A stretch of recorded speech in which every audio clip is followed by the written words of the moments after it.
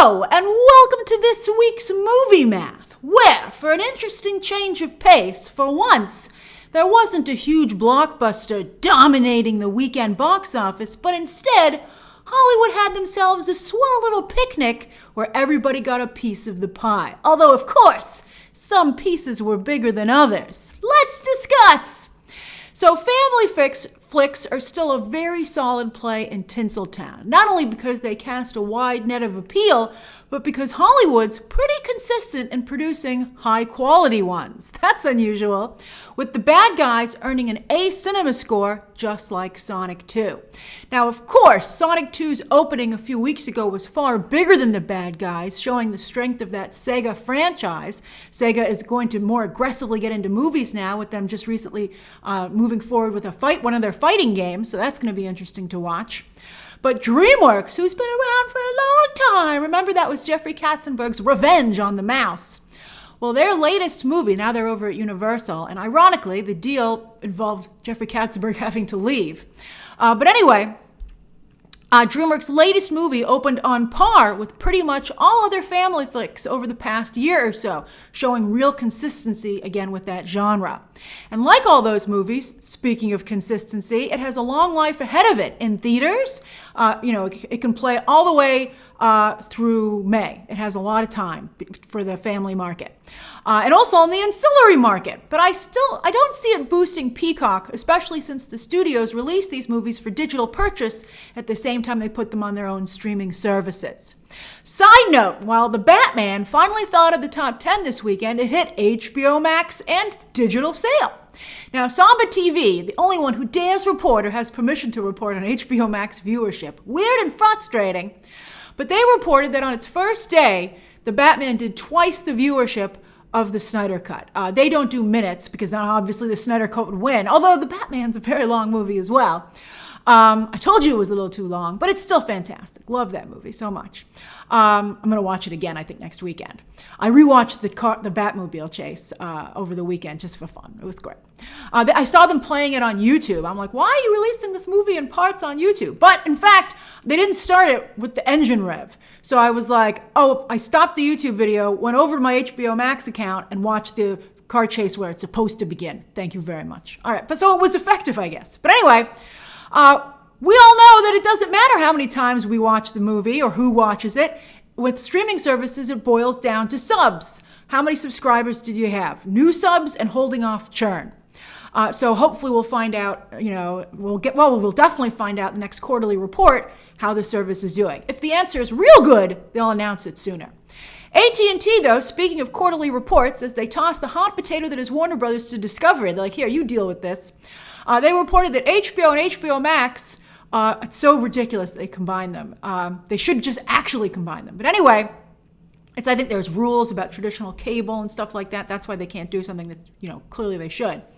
But they're up to 76.8 million global subscribers and 48.6 in the United States, up about 3 million for the first quarter, which is through March, which of course doesn't cover the Batman. But now we know where some of those Netflix subscribers went, right? Oh, hilarious. All right, this is going to come back. There's going to be a callback to this joke later on in the video. All right, so anyway, back to the box office. And speaking of Warner Brothers, Fantastic Beasts 3 fell 67% in its second weekend, which, it's not as bad as it could have been in the top 70s, but that's real bad for that franchise. And it means it probably won't hit 100 million domestic, just like Morbius. And these are the kinds of shocking embarrassments that usually get studio executives to finally do something. They're like, whoa, never go after the money. Everything's money. Everything is motivated by money in Hollywood. Everything. So this is a real wake-up call. And we'll see how J.K. Rowling likes them apples, because a number of members of the LGBT community and their supporters were adamant about taking a stand with this latest film against the author. And for once, audiences actually did take a stand, making themselves heard at the box office. For all the complaining about Star Wars and DC, for the most part, those films have continued to do very well and still made the executives nervous. So imagine how nervous they are about Wizarding World, and rightfully so. Now, we discussed this last week, and many of you refused to believe that the film's poor performance is because of retribution to J.K. Rowling for her position on the trans community. But then you should have seen the movie. you don't have the luxury to pick what message people are going to take away from a film's flop, especially because so many of the people who are going to be judging the film's performance and who are the ones who will then decide what to do because of that probably are upset with, or they're in the group that's upset with J.K. Rowling. So they're looking for that affirmation, and they've got it. I see time and time again that conservative audiences just simply do not understand how Hollywood thinks, and that's why you're so ineffective. All right. So anyway, speaking of, but again, it's threatening the money. The money. So that's the bottom line. The movies, the studio's not. The franchise isn't performing well. So big changes are going to happen, and I think that J.K. Rowling is going to be like, wow, her share of the profit is going to plummet, and so it's a real wake up call.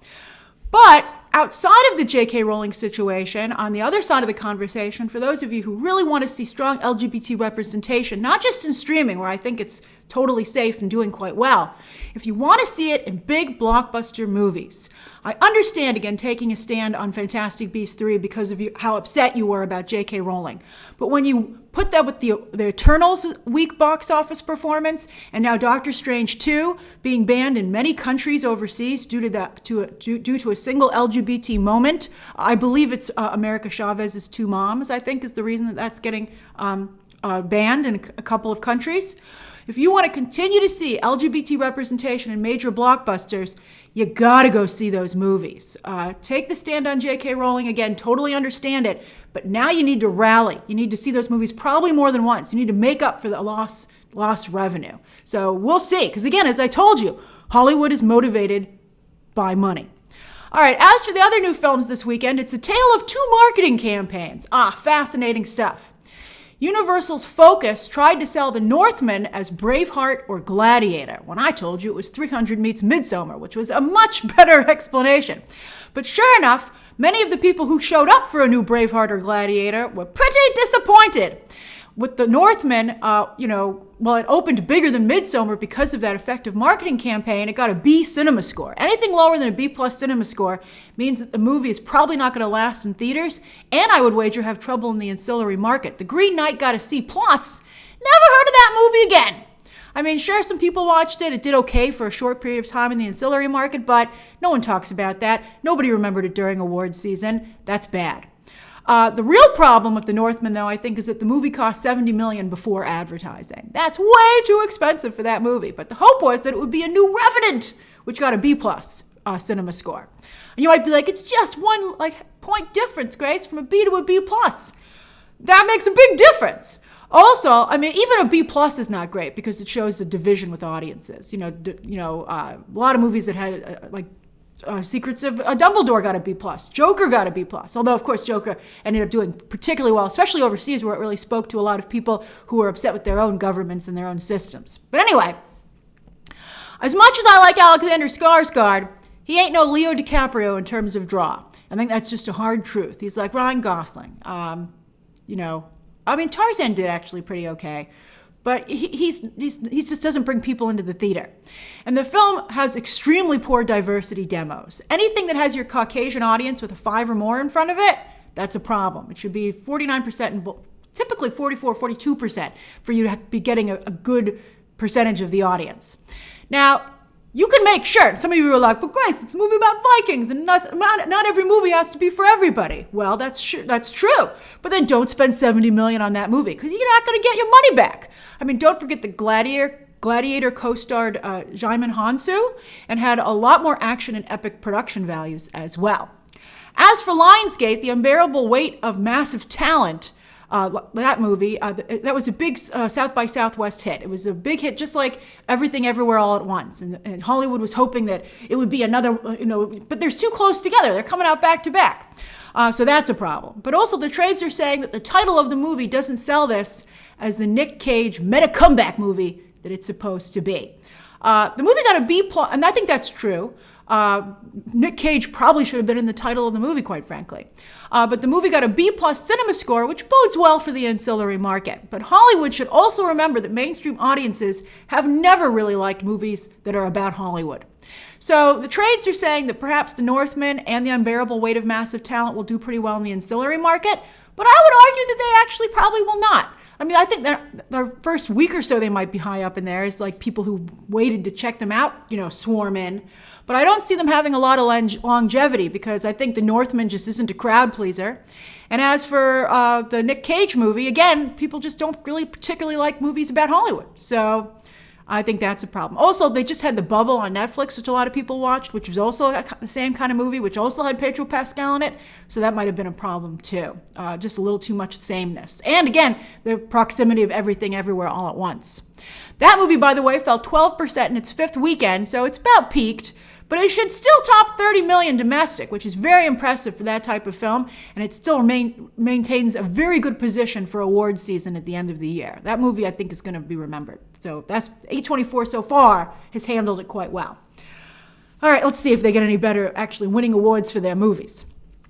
People sure love that movie, though. I think Michelle Yeoh is a very strong contender for Best Actress and maybe win even. Over on streaming, Bridgerton is still queen of original series, although word of mouth has shot Is It Cake up to a strong number 2. That's incredible. Mrs. Maisel is the only Amazon show still holding on in the top 10, and this is after it wrapped its season 4, like a week or two, so that's impressive that it's still in the top 10. Interesting to see Netflix dominating this chart even though they're losing subs. Does this mean that the audience is it's getting spread out amongst a number of streaming services? So that's why you're not seeing other shows pop up into the top 10 even though they're doing maybe a little bit better? Is Netflix that much further ahead of subs? I think that's true to some degree. And also, maybe they've all gone to HBO and HBO Max, which isn't included on this chart. I think that's what Warner Brothers Discovery would like to believe. That's hilarious. Get on this chart. All right, and sure enough, with movies, Netflix takes the top spot here too, with The Atom Project overtaking Turning Red after Turning Red was at number 1 for 2 weeks. And Hulu managed to get a movie on here at the bottom, but still it's on here, with the risque Deep Water. Over on Netflix's own charts for just last week, Joey King's new movie is still number 1 for the second week in a row, while 3 new movies also placed high, 2 Netflix originals, and what do you know, a 2019 Nicky Cage movie that just hit the service. And on iTunes, Spider-Man, I hope Nicolas Cage's career does make a comeback so we can call him Nicky Cage. I love it. That's what they should have maybe called the movie. The Return of Nicky Cage.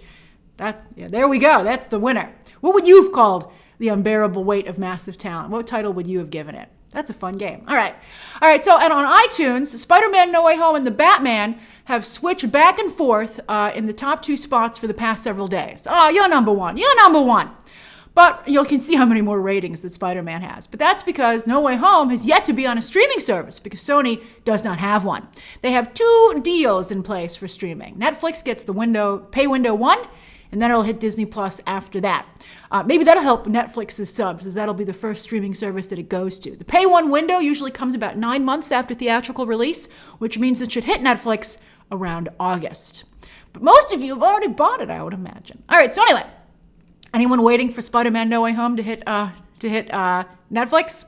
As for this coming week, no movie wants to hit theaters right before Doctor Strange 2. So all these movies have one more weekend before Doctor Strange and Scarlet Witch's battle obliterates the box office. I'm excited. But streaming's got you. Boy, did they got you. Tonight, HBO debuts the new season of Barry and new horror comedy The Baby, while Showtime has The Man Who Fell to Earth. Monday, Gentleman Jack returns to HBO. Tuesday, David Spade has a comedy special on Netflix, which looks very funny. Wednesday, Howie Mandel's Netflix game show debuts. There's also the sequel to the controversial erotic film 365 Days, and a look into the death of Marilyn Monroe. Netflix is getting into the Marilyn Monroe business because they have that Ana de Armas. Speaking of Ana de Armas and sexy movies, they have that NC-17 Marilyn Monroe movie coming up at some point. So maybe they're laying the groundwork for that. Thursday, The Offer on Paramount Plus about the making of The Godfather. I don't think they've been advertising that enough. I've seen the advertisements, but I don't think it's enough. And then Andrew Garfield has a streaming show on Hulu on Thursday with Under the Banner of Heaven beginning. It's basically True Detective. While on Friday, Apple TV's The Shining Girls starts, Undone Season 2 on Amazon, and then on Netflix, the final season of Grace and Frankie anime film The Bubble, and the final episodes of Ozark, baby. Oh my God, I watched it. I got the screeners at the beginning of last week. I was going to watch it over 3 days. Watched it in 2. I was on the edge of my seat. It's so explosive. The review embargo lifts tomorrow, but I'm under embargo for spoilers, explosive spoilers, until Monday, May 2nd. I'm not even allowed to talk spoilers until then because they want to make sure that people get to experience it. So, but it's going to be all over Twitter. So stay off social media or watch Ozark right away. It's going to be an easy binge. You're going to love it. If I could have watched it 7 hours straight, I would have. So that's this week's movie math. What have you been watching? What do you plan to watch? And are you seeing any more movies in theaters before Doctor Strange 2? Or is it a streaming weekend for you next weekend? Share those thoughts down below. Subscribe today. And of course, as always, you can check out some more videos right now.